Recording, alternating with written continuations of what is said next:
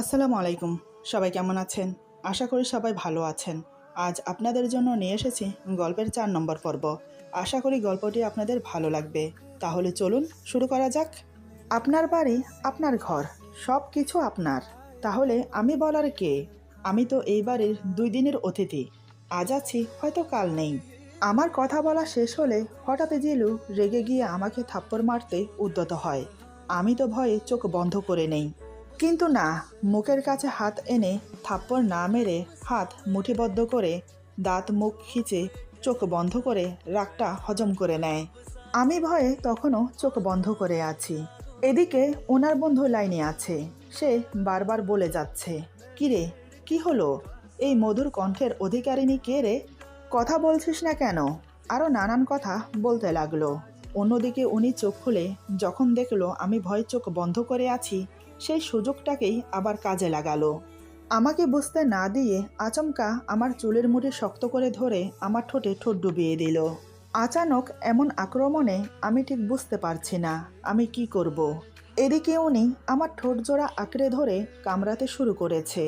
অন্য হাতের ফোনটা বিছানায় ছুঁড়ে ফেলে আমার কোমর শক্ত করে ধরে বুকের সাথে জড়িয়ে ধরে। অন্যদিকে আমার ঠোঁট ফেটে রক্ত পড়ে পড়ে অবস্থা। ব্যথায় যন্ত্রণায় আমি ছটফট করছি। এদিকে চুল শক্ত করে টেনে ধরেছে বলে মাথায় ব্যথা পাচ্ছি। এমন মনে হচ্ছে চুল সব এখনই উপরে হাতে চলে আসবে। এতক্ষণ যাও নীরবে কান্না করছি আর ছটফট করছি। এবার আর পারলাম না, চিৎকার দিয়ে কান্না করে উঠি।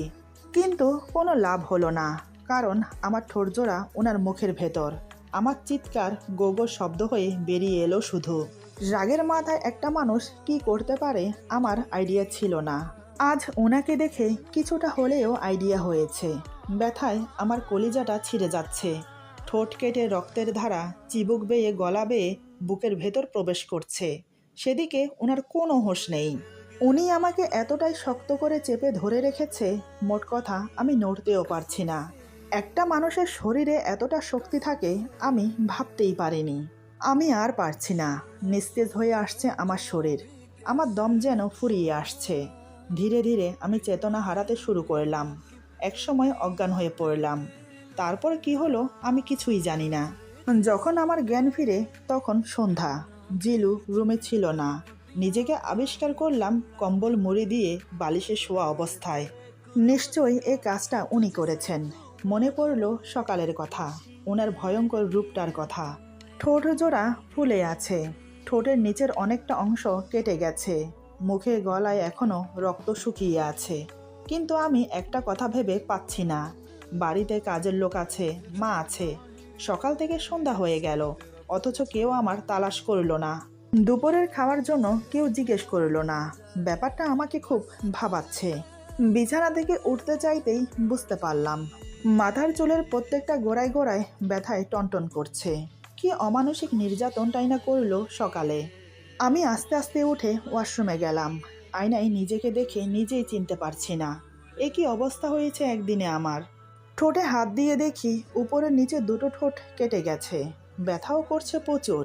আমি আস্তে আস্তে পানি দিয়ে শুকিয়ে যাওয়া রক্তগুলো ধুতে লাগলাম। গায়ে হালকা পানি ঢেলে গোসল করে কাপড় চেঞ্জ করে বেরিয়ে এলাম। তারপর কম্বলটা গায়ে মুড়ি দিয়ে শুয়ে রইলাম। এই অবস্থায় মা যদি আমাকে দেখে কি ভাববে কে জানে। এমন সময় দরজায় ধাক্কা পড়ল। আমি বললাম, কে? শিখা বলে, ভাবি আমি শিখা। খালাম্মা কইল, দেখ গিয়া তোর ভাবি উঠছে কি না, তাই আইলাম। আমি বললাম, তুমি ভেতরে আসো, দরজা খোলা আছে। আমি মুখ ঢেকে উঠে বসলাম। শিখা আমার কথা মতো দরজা খুলে ভেতরে আসে। সে আমাকে দেখে মুচকি হেসে বলে, কাল রাইতে বুঝি ঘুম হয় নাই, তাই বুঝি আজ সারাদিন ঘুমাইছেন? আমি বললাম, তেমন কিছু না। শিখা বলে, সকালবেলা ভাইয়া বাহিরে যাইবার সময় বইলা গেল আপনারে যেন না উঠানো হয়। যতক্ষণ না আপনার ঘুম ভাঙছে ততক্ষণ পর্যন্ত যেন আপনারে ঘুমাইতে দেওয়া হয়। আপনি নাকি ঘুমের ওষুধ খাইয়া ঘুমাইতেছেন, এমনটাই তো কইল ভাইয়া। তাই তো খালাম্মা আমরা কেউই আপনারে ডাকতে আহি নাই। এখন খালাম্মা কইল আপনারে উঠাইতে, তাই ডাকতে আইলাম। শিখার কথা শুনে আমার বুঝতে আর বাকি রইল না। আমি যে সারাদিন অজ্ঞান হয়ে পড়েছিলাম সেটা কেউই জানে না। আমি বললাম, আচ্ছা ঠিক আছে, এক কাপ চা হবে? শিখা বলে, হ, আমি এখন লই আইতাছি। এই বলে চলে গেল। এদিকে আমার শাশুড়ি মা শিখা বেরিয়ে যাওয়ার পর এলো। আমাকে দেখে একটু ধমক দিয়ে বলে, সারাদিন না খেয়ে পড়ে পড়ে ঘুমাচ্ছিস বুঝি? সকালের নাস্তাও খেলি না, দুপুরের খাবারও খেলি না। কি হয়েছে বলতো আমাকে? জিলু কি কিছু বলেছে তোকে? আমি কিভাবে বলবো মাকে সব কথা? সবটা শুনলে তো উনি খুব কষ্ট পাবেন। আমি কম্বল দিয়ে মুখ ঢেকে রেখেছি বলে উনি আমার ঠোঁট দেখতে পাচ্ছেন না। আমি বললাম, না মা, তেমন কিছু না, আসলে আমার শরীরটা ভালো লাগছে না, তাই ঘুমিয়েছিলাম। মা বলে, এখন কেমন লাগছে? আমি বললাম, ভালো। মা বলে, সকাল থেকে কয়েকবার ফোন করেছে তোর বাবা, তোর বড় ভাইয়া। এই নে ফোন, কথা বলে নে, আমি খাবার পাঠিয়ে দিচ্ছি, খেয়ে নে। আমি বললাম, এখন ভর সন্ধ্যা, খেতে ইচ্ছে করছে না, উনি আসুক তারপরে খাবো। মা বলে, ছেলেটাকে নিয়ে আর পারলাম না। আজকের দিনেও বাইরে কি করছে কে জানে। সেই সকালে বেরিয়েছে, এখনও আসার নাম নেই। দাঁড়া, আজ আসুক, তারপর ওকে বোঝাচ্ছি আমি। তুই কথা বলে নে, আমি যাই। এই বলে মা চলে গেল। আমি বাড়িতে ফোন দিয়ে সবার সাথে কথা বললাম। এখানে আমার সাথে যা যা হয়েছে আমি কিছুই বললাম না। বললে শুধু শুধু সবাই টেনশন করবে আমাকে নিয়ে, তাই ভালো মন্দ কথা বলে রেখে দিলাম। কিছুক্ষণ পর শিখা এলো আমার জন্য চা নিয়ে। আমি চাটা হাতে নিয়ে ফোনটা দিয়ে দিলাম মাকে দেওয়ার জন্য। শিখা দরজা লাগিয়ে দিয়ে চলে গেল। ভাবলাম গরম গরম একটু চা খেলে ভালো লাগবে, কিন্তু খাওয়া হলো না। এই গরম চা ঠোঁটে লাগাতেই পারলাম না, কাটা স্থানে লেগে আরও জ্বলে উঠছে। তাই চাটাকে ঠান্ডা করে খেলাম। শুয়ে বসে সময় কাটতে লাগলো আমার। ঘড়ির দিকে তাকিয়ে দেখি রাত 9টা বাজে। এখনও উনি বাসায় আসেনি। রাত 10টার দিকে নিচে জোরে জোরে কথার আওয়াজ শোনা যাচ্ছে। মা চেঁচামেচি করছে। উপর থেকে যা শুনতে পাচ্ছি তাতে বোঝা যাচ্ছে উনি বাসায় এসেছেন। ওনার উপরে মা চেঁচাচ্ছেন। এদিকে ওনার কোনো কথা শোনা যাচ্ছে না। যত সম্ভব চুপচাপ মায়ের বকুনি শুনছে। বেশ কিছুক্ষণ পর উপরে এলো। রুমে প্রবেশ করে কাঁধের ব্যাগটা চেয়ারে রেখে ওয়াশরুমে চলে গেল ফ্রেশ হতে। আমি চুপচাপ কম্বল মুড়ি দিয়ে শুয়ে আছি। কিছুক্ষণ পর ফ্রেশ হয়ে বেরিয়ে এলো। এদিকে ততক্ষণে শিখা রাতের খাবার রুমে দিয়ে গেল। সকালের ঘটনার জন্য জিলু খুব গিল্টি ফিল করছে। যেটা ও সকালে করেছে একদম ঠিক করেনি, কিন্তু এখন ভেবে কোনো ফায়দা নেই। এদিকে আমি সারাদিন না খেয়ে আছি শুনে আরও খারাপ লাগছে ওনার। জিলু মনে করেছে আমি ঘুমিয়ে আছি, তাই সে আমার মুখের সামনে এসে দাঁড়ায়। এবার সে স্পষ্ট দেখতে পেল সকালে তার দেওয়া শাস্তি আমার ঠোঁটে জল করছে। ঠোঁট সহ ঠোঁটের চারিপাশের অংশ লাল হয়ে ফুলে আছে, 2 ঠোঁট কেটে গেছে। এটা দেখে ওনার খুব খারাপ লাগলো, আবার কষ্টও হচ্ছে। জিলু আমার দিকে তাকিয়ে থেকে মনে মনে বলে, নিজের সবটুকু দিয়ে ভালোবেসে আগলে রাখার প্রতিশ্রুতি দিয়ে এখন এসব কি করছি আমি? কাল রাত থেকে আজ রাত পর্যন্ত শুধু কষ্ট দিয়েই গেলাম। ভালোবাসার অনুভূতি কী জিনিস ওকে সেটা অনুভব করাতেই পারলাম না। এমনকি কাল রাত থেকে এ পর্যন্ত না খাইয়ে রেখেছি। নিজেকে স্বামী বলে দাবি করি, অথচ এখনও পর্যন্ত স্বামীর দায়িত্ব পালন করতে পারলাম না। এসব ভাবতে ভাবতে উনি আমার পাশে বসে। আমি দাঁত মুখ খিচে ঘুমের ভাব ধরে পড়ে আছি। জিলু আমার দিকে তাকিয়ে থেকে আমার মাথায় হাত বুলিয়ে দেয়। তারপর আমার ঠোঁটে হাত বুলিয়ে চুপ করে বসে থাকে। মনের মধ্যে হাজারো সংকোচ বাসা বেঁধেছে। সব কিছুকে উপেক্ষা করে জিলু আমার কপালে চুমো দিতে উদ্যত হয়। আমার মুখের বেশ কাছে চলে এসেছে ওনার মুখ। তখনই আমি চোখ খুলে ওনার দিকে তাকাই। আমি চোখ খুলে তাকিয়ে আছি দেখে জিলু কিছুক্ষণের জন্য থমকে যায়, আমার চোখের দিকে তাকিয়ে থাকে। এবার সে আমাকে অবাক করে দিয়ে সরাসরি আমার কপালে চুমো দিয়ে আবার আমার দিকে তাকিয়ে থাকে, তাও আবার মুখের একদম সামনে, চোখে চোখ রেখে। আমিও শুধু তাকিয়েই রইলাম, কিছু বলার সাহস হলো না আমার। আসলে আমার কথা বলতে ইচ্ছেই করছে না। বেশ কিছুক্ষণ পর আমি অন্যদিকে ফিরে শুয়ে রইলাম। জিলু বেশ বুঝতে পারলো আমি ওর সাথে কথা বলতে ইচ্ছুক নই। জিলু আমার মাথায় হাত বুলিয়ে বলে, শিখা খাবার দিয়ে গেছে, উঠে পড়ুন, খাবার খেয়ে নিন। আমি কিছু বললাম না। জিলু আবার বলে, কি হলো, উঠছেন না কেন? উঠে আসুন। এবার আমি বাধ্য হলাম কথা বলতে। আমি বললাম, আমি খেতে পারবো না, ঠোঁটে অনেক ব্যথা। কথা বলতেও কষ্ট হচ্ছে, তাই আমাকে একটু চুপচাপ থাকতে দিন। আমার কথা শুনে জিলু চোখ বন্ধ করে ভাবতে লাগলো। সত্যিই তো, ঠোঁটে ব্যথা করলে খাবে কি করে? খাওয়ার জন্য তো মুখ হাঁ করতে হবে। না, অন্য কিছুর ব্যবস্থা করতে হবে, যেটা ও হাঁ না করে খেতে পারবে। কথাগুলো ভেবে জিলু উঠে গিয়ে ঢেকে রাখা খাবারগুলো খুলে দেখতে লাগলো পাতলা ডাল আছে কিনা। যখন দেখলো পাতলা ডাল আছে, তখন ওর মুখে একটা হাসি ফুটে উঠল। জিলু আমার কাছে এসে আবার আমার পাশে বসে বলে, পাতলা ডাল আছে, সেটা খেতে পারবেন, উঠুন। ওনার কথা শুনে আমি উঠে বসলাম, কারণ আমার প্রচুর খিদে পেয়েছে। এভাবে কোনো দিন আমি না খেয়ে থাকিনি। এই প্রথমবার আমি এতটা সময় না খেয়েছিলাম। আমি উঠে বসতেই জিলু ডালের বাটিটা একটা প্লেটের মধ্যে রেখে সাথে ছোট একটা চামচ দিয়ে আমাকে ধরিয়ে দিল। আমি কিছু না বলে খাওয়ার চেষ্টা করলাম। খেতে পারছি ঠিকই, তবে ঠোঁটে জ্বালা করছে। কিন্তু তারপরেও একটু খেলাম। বাকিটা রেখে দিয়ে ওয়াশরুমে গিয়ে ঠোঁট ধুয়ে নিলাম। আমি বেরিয়ে আসতেই জিলু বলে, কি হলো, পুরোটা তো শেষ করলেন না? আমি বললাম, আমার ঠোঁট জ্বালা করছে, আমি আর খাবো না। জিলু আমার কথা শুনে মাথা নিচু করে নিল। জিলু কিছুটা খেয়ে হাত ধুয়ে নিল।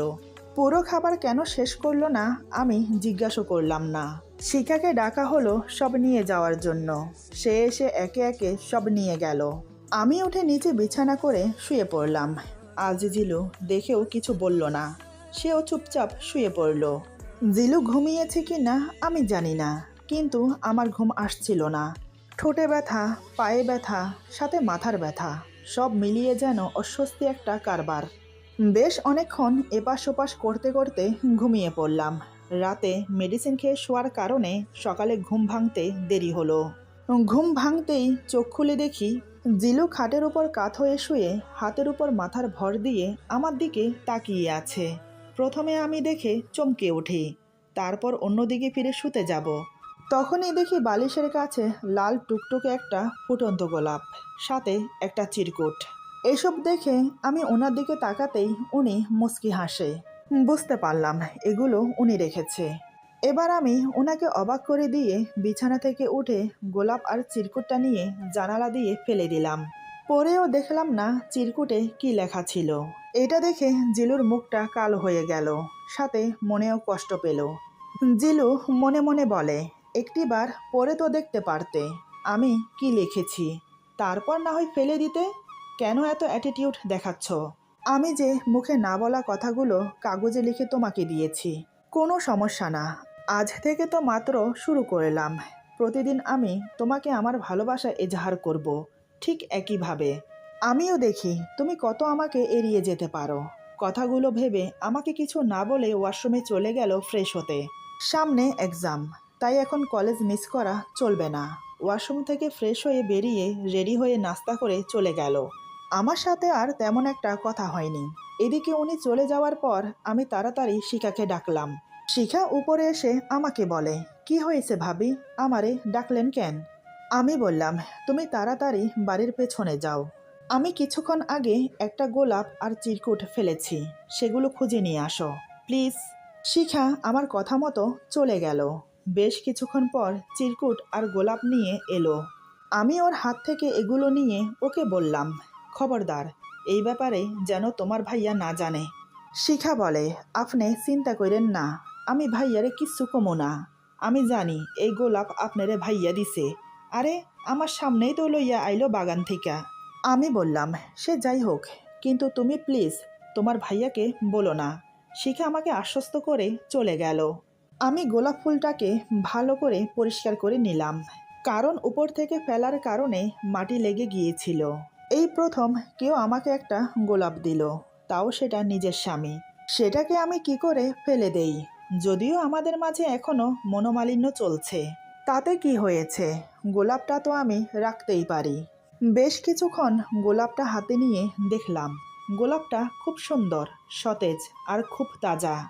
গোলাপটা পাশে রেখে চিরকুট খুলে পড়তে লাগলাম। ভালোবাসা কি জানেন? ভালোবাসা আসলে একটা নিঃশব্দ ভাষা, যেখানে কোনো শব্দের প্রয়োজন হয় না, শুধু চোখের দৃষ্টিতেই বলা হয়ে যায় হাজার কথা। ভালোবাসা এমন এক অদ্ভুত, যা তার নিঃসঙ্গ জীবনকে ভরে তোলে রঙিন স্বপ্নে। ভালোবাসা তখনই পূর্ণ হয় যখন আপনি আপনার স্বার্থ ভুলে ভালোবাসার মানুষকে সুখে রাখতে চাইবেন। ভালোবাসা আসলে একটা জিনিসই শেখায়, তা হলো আপনি থাকলেই আমার পৃথিবী পরিপূর্ণ। ভালোবাসি, শুধু ভালোবাসি। আর আপনার সাথে বাজে ব্যবহার করার জন্য আর আপনাকে কষ্ট দেওয়ার জন্য আমি দুঃখিত। Sorry, I am really really sorry. ক্ষমা করুন আমাকে। চিরকুটটা পরে ঠোঁটের কোণায় একটা হাসি ফুটে উঠল।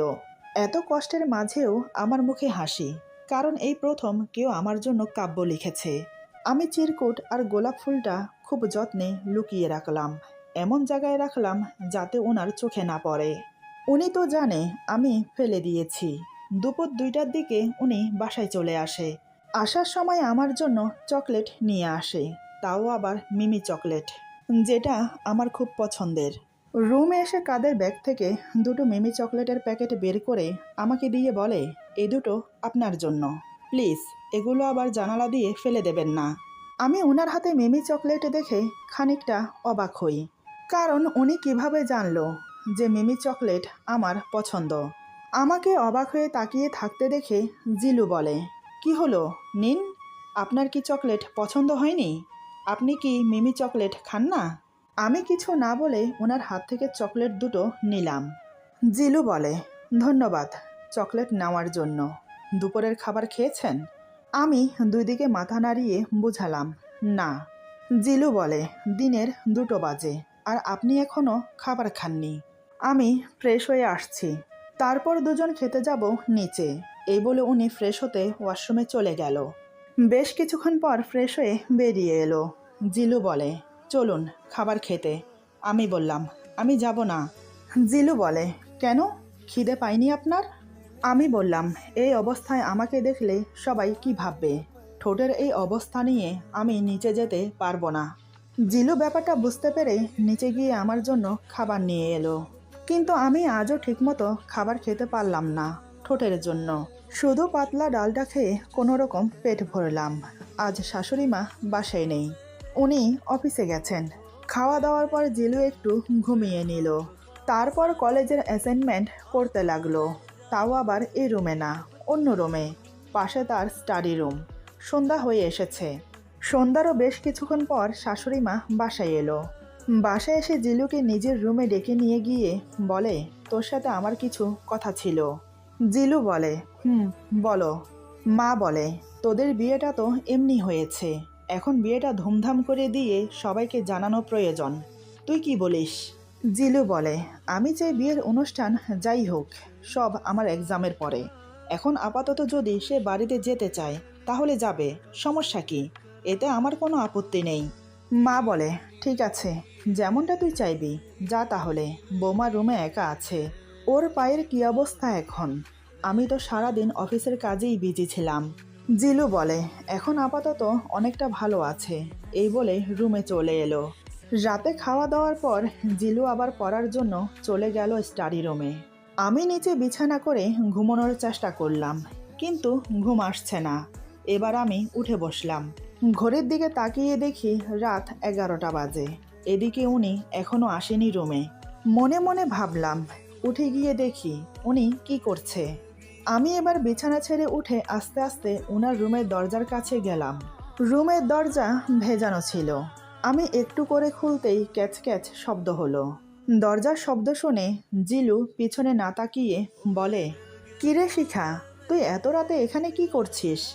ঘুমাসনি এখনো? এসেছিস যখন ভালোই হয়েছে। আমার জন্য 1 কাপ কফি নিয়ে আয় তো, মাথাটা খুব ধরেছে। যা, একটু তাড়াতাড়ি নিয়ে আয়। আমি তো দরজা ধরে দাঁড়িয়ে অবাক হয়ে তাকিয়ে আছি। এখন কি করি? আমি কিছু না বলে নিচে চলে গেলাম। নিচে তো নেমে এলাম, কিন্তু রান্নাঘর কোন দিকে সেটাও তো জানি না। এই বাড়িতে আসা অবধি আমি তো নিচেই নামিনি। কার ঘর কোনটা, কোনটা কি রুম বা রান্নাঘর কোন দিকে কিছুই জানি না। এখন কি করি? ভাগ্য ভালো যে এখনও ড্রয়িং রুমের লাইট জ্বলছে, তাই সব কিছু দেখতে পাচ্ছি। নিচে যতগুলো রুম আছে সবগুলো রুমের দরজা বন্ধ আছে, শুধু একটা রুম ছাড়া। আমি ধীরে ধীরে সেই রুমের দিকে এগিয়ে গেলাম। ভাগ্য ভালো যে এটাই রান্নাঘর। রান্নাঘরের লাইট অন করে প্রত্যেকটা কবাট খুলে দেখতে লাগলাম কোথায় কি আছে। একটা কবাটে দেখি চা কফির সরঞ্জাম রাখা আছে। ভালোই হলো, সামনে রাখা আছে সব। আমি এবার ওনার জন্য কফি বানালাম, পানি ছাড়া শুধু দুধ দিয়ে। বেশ কড়া করে কফিটা বানিয়েছি, জানি না কেমন হয়েছে। আমি ছোট একটা ট্রেতে করে কফিটা নিয়ে উপরে চলে এলাম। যেহেতু আমার হাঁটতে একটু সমস্যা হচ্ছে পায়ের জন্য, তাই একটু সময় লাগলো উপরে আসতে। আমি কফিটা নিয়ে ওনার রুমে প্রবেশ করি। দরজার আওয়াজের কারণে উনি বুঝতে পারল কফি নিয়ে এসেছে। জিলু বলে, এনেছিস কফি? এখানে রেখে তারপর যা। আর হ্যাঁ, যাওয়ার সময় দরজাটা লাগিয়ে দিয়ে যাস। জিলু নিজের পড়া নিয়ে এতটাই ব্যস্ত ছিল যে এদিকে না তাকিয়েই কথাগুলো বলছে। আমি কফিটা ওনার সামনে রেখে দাঁড়িয়ে রইলাম। উনি অনুভব করতে পারল যে কফি রেখে দাঁড়িয়ে আছি। জিলু বলে, কিরে, কিছু কি বলবি? আমি তো কোনো কথাই বলছি না। জিলু আবার বলে, কিছু না বললে এভাবে দাঁড়িয়ে আছিস কেন? যা ঘুমোতে যা। আমি তারপরেও কথা বলছি না, শুধু চেয়ে চেয়ে ওনার হাতের লেখা দেখছি। এবার উনি বিরক্ত হয়ে ধমকে সুরে এদিকে ফিরে কিছু বলতে যাবে, হঠাৎ আমাকে দেখে যা করলো। আমি তো ভয়ে আতঙ্কে আটকে উঠি, চিৎকার দিয়ে মেঝেতে বসে পড়ি। আমি মোটেও ভাবতে পারিনি এমন কিছু হবে, আর উনি এমন করবে। দিনে দুপুরে কেউ ভয় পায়? সরি, দিন দুপুর না, রাত তো এখন 11:30 বাজে। এরপর যা হলো, আজকের গল্প এখানে সমাপ্ত। গল্পের বাকি অংশ পেয়ে যাবেন আগামী পর্বে। আশা করি গল্পটি আপনাদের ভালো লাগবে। যদি ভালো লাগে তাহলে লাইক, কমেন্ট এবং সাবস্ক্রাইব করে আমাদের পাশে থাকুন। বন্ধুদের সাথে বেশি বেশি করে শেয়ার করুন। ভালো থাকুন, সুস্থ থাকুন। আল্লাহ হাফেজ।